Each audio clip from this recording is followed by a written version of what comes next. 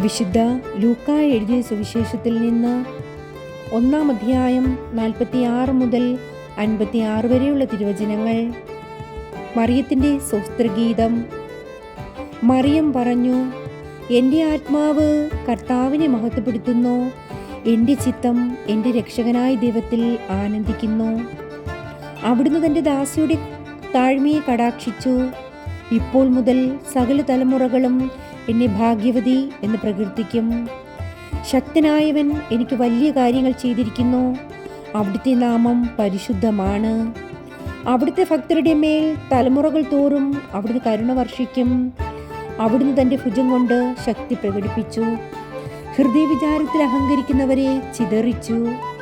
ശക്തന്മാരെ സിംഹാസനത്തിൽ നിന്ന് മറിച്ചിട്ടു. എളിയവരെ ഉയർത്തി. വിശക്കുന്നവരെ വിശിഷ്ട വിഭവങ്ങൾ കൊണ്ട് സംതൃപ്തരാക്കി.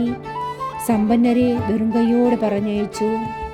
തൻ്റെ കാരുണ്യം അനുസ്മരിച്ചുകൊണ്ട് അവിടുന്ന് തൻ്റെ ദാസനായ ഇസ്രായേലിനെ സഹായിച്ചു.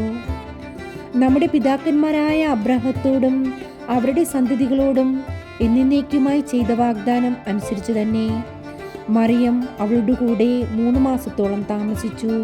പിന്നെ വീട്ടിലേക്ക് മടങ്ങി. കർത്താവിൻ്റെ വചനം. ദൈവത്തിന് നന്ദി.